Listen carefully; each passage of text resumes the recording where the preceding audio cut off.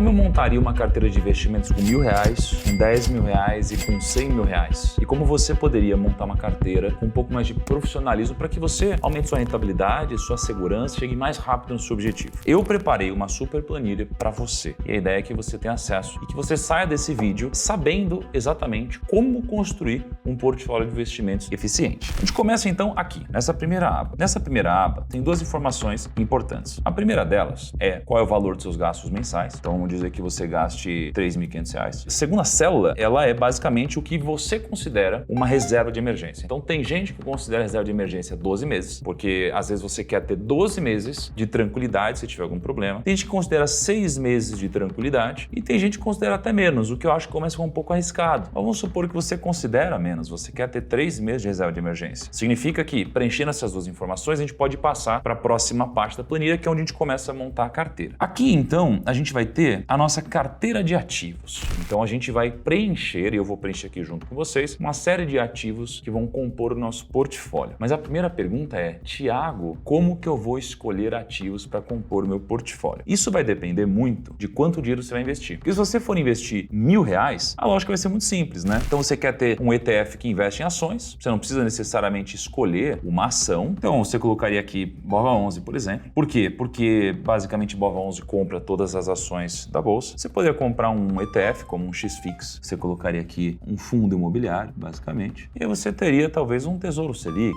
né? Tiago, mas dá para aumentar um pouco a minha rentabilidade, dá para ganhar 102, 105, 107 dentro do CDI. Eu te entendo. Mas é que com R$1.000, essa diferença vai ser tão pífia que não é o foco agora. O foco é você alocar o seu dinheiro de uma forma diversificada. Depois a gente vai buscando esse tipo de ganho de eficiência e eu vou te mostrar aqui. A gente precisa adicionar um valor para a reserva de emergência. Então imagina que eu tenho na minha reserva de emergência, eu vou considerar na reserva de emergência, sei lá, no caixinha, sei lá, no conta, alguma coisa assim. Na reserva de emergência eu vou considerar aqui que eu tenho R$10.500, porque eu tenho 3 meses guardado do meu custo. E aí no Tesouro Selic eu vou dizer que eu tenho R$300, no XFIX eu vou dizer que eu tenho R$350 e no BOVA11 eu tenho R$350. Então eu estou montando uma carteira aqui com R$1.000, esses 10.500 é minha reserva de emergência. Olha que interessante. Eu tenho uma carteira de investimentos aqui embaixo, ó. Minha carteira 30% é a renda fixa pós, 35% é fundo imobiliário, 35% é renda variável, seriam as ações. E a reserva de emergência, ela entra aqui fora do meu portfólio. Então ela entra aqui, ó, 10.500. Só que quando a gente monta essa carteira, a gente tem a carteira montada e a gente tem a carteira que você deveria ter de uma forma diversificada. Então você deveria ter, por exemplo, 15% em renda fixa pós, mais ou menos 20% numa renda fixa dinâmica, mais ou menos 12% num multimercado. Para você ter noção, aqui a gente tem a carteira preenchida, tá vendo? Então aqui dá 100%, porque eu montei um portfólio com 30% de renda fixa, 35% imobiliário, 35% ações, e aí dá R$300 em cada coisa e a reserva de emergência aqui em cima. Aqui do lado, a gente tem a alocação da Finclass. A Finclass tem uma carteira recomendada e, segundo a filosofia de investimentos da Finclass, você deveria ter 15% aqui, 20% aqui. Então ele diz assim, ó, sua alocação em renda fixa pós está acima da sugerida, ou seja, tem que diminuir um pouquinho. Sua alocação em renda fixa dinâmica está abaixo da sugerida, então ele vai te dizendo o que fazer. Quando você está montando uma carteira de R$1.000, você não precisa se preocupar com isso. Compra aqui algo de fundo imobiliário, algo de ações, algo de renda fixa e pronto, acabou. Não tem que se preocupar mais com isso. Agora, passou disso, quer montar uma carteira já com R$10.000 ou R$100.000, agora a gente vai começar, aí sim, a jogar o jogo de verdade. Para a gente montar uma carteira de ações, tem que olhar para todas as ações disponíveis no mercado. Veja que são muitas, ó, e vai ter que escolher quais são os melhores para compor uma carteira. Então tem algumas formas de a gente fazer isso. Uma é você escolhendo, eu vou te ajudar aqui a passar pelo processo de escolha. E a outra forma é você vindo aqui para Finclass, por exemplo. E na Finclass você tem uma área de carteira onde você tem recomendações. Então se você chegar aqui em ações, você vai ter ações recomendadas. Por exemplo, você tem aqui recomendação de compra de Sanepar. Você pode chegar à conclusão que é um bom negócio comprar Sanepar, ou você pode simplesmente vir, pegar a carteira da Finclass e colocar na sua parcela de ações. Para você, inclusive, assinar a Finclass, tem uma condição diferente, porque você pode assinar ela com 50% de desconto numa campanha que está fazendo, que só vai durar 24 horas. No dia da independência da Finclass, você pode assinar a Finclass com 50% de desconto e ela vai sair por R$ 39,50, se eu não me engano, ou R$ 39,90, alguma coisa assim. É um preço muito baixo. Mas deixa eu voltar aqui para o processo old school. Então vamos escolher as ações juntos. E aliás, eu sei que você vai querer essa planilha toda aqui, depois eu vou te dizer no final do vídeo como faz para você conseguir essa planilha. O que eu preciso fazer? Eu tenho, então, 419 linhas de ações nesse vídeo. Eu preciso chegar a menos ações, porque você não vai colocar 419 ações na sua carteira. Então Então você precisa começar a fazer alguns filtros. PL é o preço sobre lucro. Eu já falei várias vezes sobre isso aqui. Então o que eu vou fazer aqui no PL é basicamente eu dizer que eu quero um PL que seja menor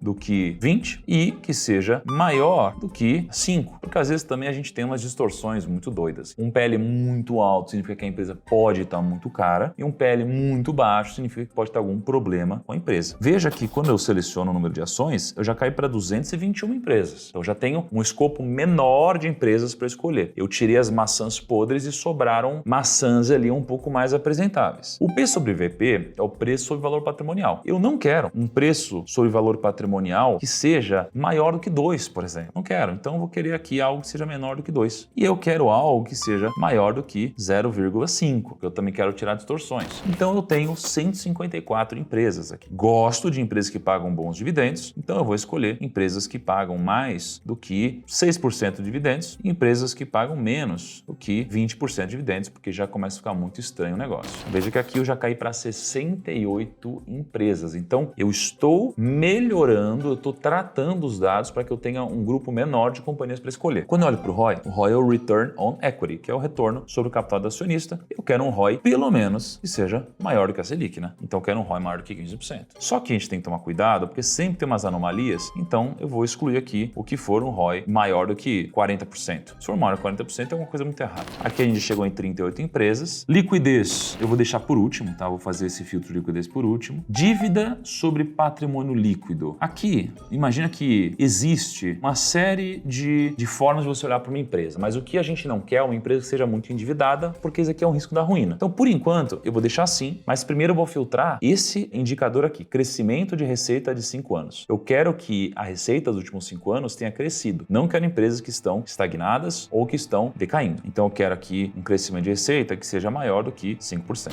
A gente chegou, então, a 19 ações. Vou pegar aqui um filtro de liquidez. Então, eu vou tirar essas empresas que negociam menos do que 1 milhão. Então, liquidez vou colocar maior do que 1 milhão. Coloquei aqui. E no final das contas, chegamos a 10 empresas. Eu acho que o número ideal de ações para você ter na carteira é geralmente entre 7 e 8 empresas. Então, a gente vai escolher agora o que talvez seriam as empresas vencedoras dentro desses filtros que a gente fez. Vamos olhar então para PL. O PL quanto menor, melhor. Então, eu vou escolher aqui os 3 melhores PLs. Vou pintar de uma corzinha. P sobre VP, quanto menor, melhor também. Vou escolher aqui esses 3. Dividend Yield, quanto maior, melhor. Então, vou selecionar esses 3. ROI, quanto maior, melhor. Então, vou selecionar aqui esses 3 com maior ROI. Liquidez, quanto mais liquidez, melhor. Então, vou selecionar aqui isso daqui. Dívida bruta, quanto menor, melhor. E crescimento, quanto maior, melhor, né? Então, pronto. Vamos contar aqui, ó. A gente tem 1, 2, 3, 4. 4 pontos aqui para Petrobras, 1 ponto para Chu, 1 ponto para Semig, 0 pontos CSMG. Para Engie a gente tem 3 pontos, 2 pontos para Kepler Weber, 1 ponto para Pomo, 1, 2, 3, 4 pontos para Lave, 3 pontos para Itube, 2 pontos para Itube, mas a gente não quer Itube 3, né? Porque a gente já tem Itube 4 aqui, então a gente exclui ela da conta. No final das contas, a gente tem aqui algumas que a gente quer excluir. A gente, no final das contas, teria Petro, uma empresa que a gente poderia ter na nossa carteira, então eu poderia ter Lave. Na verdade, eu excluiria aqui, né? É a CSMG e teria essas outras aqui. No final das contas, eu tenho então 1, 2, 3, 4, 5, 6, 7, 8 empresas. Então, usando esses filtros, eu cheguei em 8 empresas. Vamos então pegar essas 8 empresas aqui e eu vou vir aqui para a nossa carteira de ativos. Então, temos aqui 8 ações. Se a gente está montando uma carteira de 10 mil reais, seria interessante a gente pensar em ter pelo menos uns 2.500 reais aqui nessas empresas. 2.500 reais dividido por 8 ações pode ir uns 312 reais. Vou botar 300 reais por ação, né? A gente tem uma carteira bem diversificada. Lembrando que eu preciso ter aqui uma reserva de emergência. Vamos supor que aqui eu tenha um CDB no Itaú. Você vai escrever aqui CDB no Itaú, reserva de emergência. Tem aqui 10.500, por exemplo. Agora a gente precisa ir para fundos imobiliários. Então montei uma carteira de ações aqui, tá vendo? 8 ações. Disclaimer para vocês. Essas ações, elas não necessariamente são as melhores ações, as ações mais baratas. Elas são simplesmente ações que a gente vai fazer no que a gente chama de screening e excluindo alguns indicadores. Por exemplo, tirei empresas muito endividadas, tirei empresas que não pagam dividendos, tirei empresa que não cresce, tirei empresa que está com um preço sobre lucro muito caro, foi excluindo uma série de coisas. Porém, tem ações que não estão nesse filtro, mas que se a gente entrar aqui na carteira da Finclass, a gente vai encontrar. lembrar, Citec Sanepar, como eu disse, que é uma baita empresa que eu tenho na minha carteira pessoal, mas ela não está aqui no filtro que a gente fez. Existe um trabalho muito mais profundo do que esse. Esse trabalho é um trabalho profissional, que exige análise. Você está analisando, passam dias e dias e meses, às vezes estudando, visita as companhias. Então, se você quer um pouco mais de segurança na hora de escolher uma ação e montar uma carteira, de novo, te lembro de assinar a Finclass. Vai ter uma promoção por 50%, você assina no dia da independência, tá? O link está na descrição. Temos aqui, então, a nossa parcela de ações. Temos aqui a nossa reserva de emergência, mas tem um problema. Se a gente for ver a nossa carteira, a gente está com 100% de renda variável e não tem diversificação. Então, se a gente for ver aqui o diagnóstico, 100% em renda variável, significa que a gente deveria tirar um pouco disso para colocar em outras ações, em outras coisas, outros negócios. Mas, em quais negócios? Eu acredito na filosofia da Arca, onde você tem que diversificar pelo menos em 4 caixinhas, né? Então, ações, renda fixa, fundos imobiliários e ativos internacionais. Vamos para os ativos internacionais, que eles são um pouco mais fáceis aqui. Quando você vai olhar para o nosso índice de ações, o Ibovespa, ele é um índice ruim. Então, geralmente, você tem problemas ao longo do tempo, como, por exemplo, uma OGX, que ela ficou muito pesada no índice, depois ela quebrou, então ela joga o índice para baixo. Você tem muita concentração em commodities. Então, ele não é um bom índice. Nos Estados Unidos, a gente tem um S&P 500, que é um bom índice. Então, ao invés de você escolher cada ação individualmente lá fora, você pode investir no ETF, que compra todas as ações lá fora. Ó, o GPUS é um ETF que foi criado pelo Grupo Primo, tá junto com a Investo. E se você vai olhar para a carteira, a composição de carteira dele é muito interessante. Você tem uma diversificação de várias empresas. Você tem 8% de Nvidia, 7,3% de Microsoft, 5% de Apple, você tem Amazon, Meta, você tem uma série de empresas. Então, você já tem uma diversificação bacana. Então, vamos considerar que a parcela internacional, a gente vai dividir em duas coisas, em GP e US, que eu consideraria aqui como internacional renda variável, e com o World 11, que é um ETF onde você tem empresas no mundo inteiro, não só nos Estados Unidos. Porque aí a gente tem, então, em um lado, ações do Brasil, do outro lado, ações dos Estados Unidos, do outro lado, ações globais. Então, vamos dizer que você colocaria de 10 mil reais, 2.500 reais lá fora, eu dividiria aqui 1.250 em um, 1.250 em outro. E agora a gente tem, então, duas caixinhas faltando. A gente tem a caixinha de renda fixa e a gente tem a caixinha de fundos imobiliários. Na caixinha de fundos imobiliários, a gente vai fazer a mesma coisa. Ó. Aqui a gente tem dados de todos os fundos imobiliários no Brasil e a gente precisa fazer alguns filtros. Então, primeiro de tudo, eu vou querer filtrar por P sobre VP. Eu quero P sobre VP que seja menor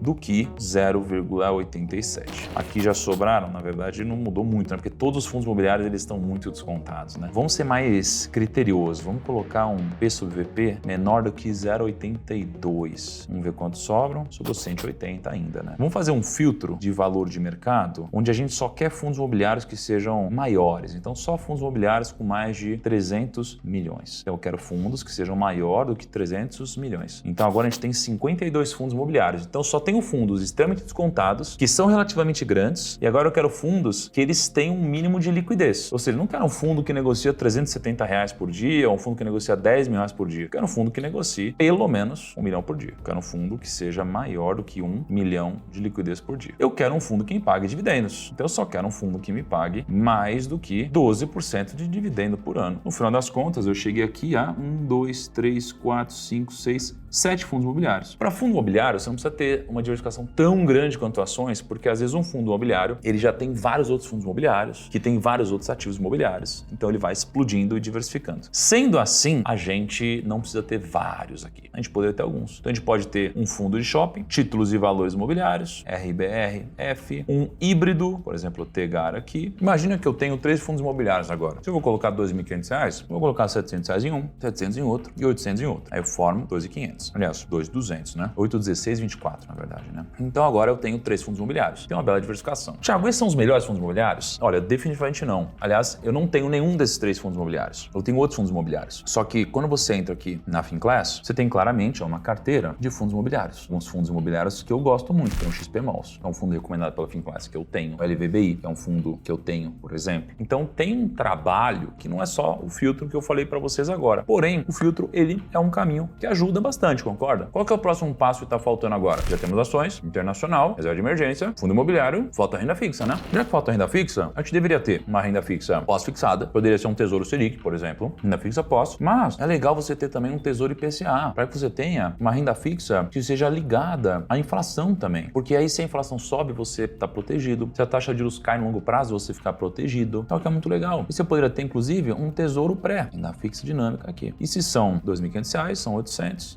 800, 900. Então agora eu vejo o seguinte, eu somando aqui, tenho 20.400, porque na verdade tem os 10.500 da reserva de emergência. Então, se eu somar tudo isso, deu 9.900, tá faltando 100 reais, vou colocar 100 reais aqui no IPCA. Vamos ver como foi na sua carteira então? Resultados. Olha aqui embaixo, eu já tenho uma carteira bem mais diversificada, tá vendo? Ela tá mais coloridinha. Sabe quando você vai num quilo e aí você vê um prato que é só macarrão? Você pega um prato que é só uma única cor? Quanto mais colorido o prato, mais nutrientes diferentes você tem. Mais saudável pro seu corpo é ingerir essa comida. Quando a gente olha pra carteira de investimentos, é a mesma coisa. Quanto mais coloridinho aqui, mais saudável pra sua carteira. Agora, Thiago, essa carteira tá perfeita? Não, por dois motivos. Primeiro, pela filosofia da Finclass, você tem um pouco de discrepância no percentual. Aqui tem 8% era para ter 15, aqui tem 18 era para ter 20, aqui tem 25 era para ter 15 e assim por diante. E a segunda coisa é que você tem ativos aqui específicos que eu não teria. Eu te mostrei como fazer um filtro, mas depois é claro que você precisa fazer um dever de casa. As ações que eu tenho na minha carteira são públicas, então vocês sabem como eu invisto. Eu não invisto assim. Porém, aqui é um bom ponto de partida. E aí você tem depois o raio-x da alocação. Então você consegue ver como que tá a sua carteira em percentual. Olha que bacana. Então você tem aqui 8% em Tesouro Selic, tem 3% em Petrobras, 3% em Chu, 3% em Semig, 12% de GPUS, 12% em Word. Você vai ter uma carteira muito mais diversificada. Quando geralmente o GPUS sobe, o que acontece? Você tem o dólar caindo. O que acontece quando geralmente a nossa bolsa sobe? Quando a nossa bolsa sobe, o dólar cai. E aí quando o dólar cai, sua posição lá fora não sobe tanto. E quando a nossa bolsa cai, geralmente o dólar sobe, sua posição lá fora se beneficia. Então você vai tendo uma carteira onde você vai se preparando para tudo. O que acontece se as ações caírem? Você tem renda fixa rendendo, te protegendo. O que acontece se a taxa de juros cair? Se a taxa de juros cair, seu pós-fixado vai render menos, mas o seu pré e o IPCA vai render mais. Então tudo isso daqui são jogadas para que você tenha uma carteira sólida e possa dormir muito tranquilo. Agora, eu falei para vocês de uma carteira de R$1.000, que eu mostrei no comecinho, 3 ativos, uma carteira de 10 mil e uma de 100 mil reais. Qual que é a diferença de uma carteira de 10 mil e de 100 mil reais? Uma carteira de 10 mil, ela tem menos complexidade. Uma carteira de 100 mil tem mais complexidade. Se você está montando uma carteira de 10 mil, como que eu mostrei agora, você pode montar assim do jeito que eu falei. Porém, você poderia ter menos ativos, porque você está no processo de construção. Então, ao invés de ter 8 ativos, você poderia escolher ter 5 ações, por exemplo. Ao invés de ter 3 fundos imobiliários, você poderia ter 2 fundos imobiliários. E você poderia ir diversificando com o tempo. Então, se você fosse montar uma carteira de 100 mil, é só você adicionar um 0 atrás de cada número aqui, e aí você já seria muito feliz e teria uma carteira de 100 mil reais. E pronto, aqui temos uma carteira de 100 mil reais, super diversificada, com percentuais muito sólidos, nenhuma ação sendo muito representativa e no final das contas, depois de ter feito o screening. Depois disso, para ficar melhor, é só você se aprofundando em cada ação. Já vi algumas coisas aqui. Você vai olhar para algumas ações e fala, putz, isso daqui parece que tá barato, mas não tá. É pegadinha. Você precisa se aprofundar. Muitas vezes você vai precisar consultar um analista profissional como alguém da Finclass para poder ter uma segunda opinião. O que vocês acharam do vídeo? Fez sentido para vocês? Quer que eu faça mais desses vídeos de Excel?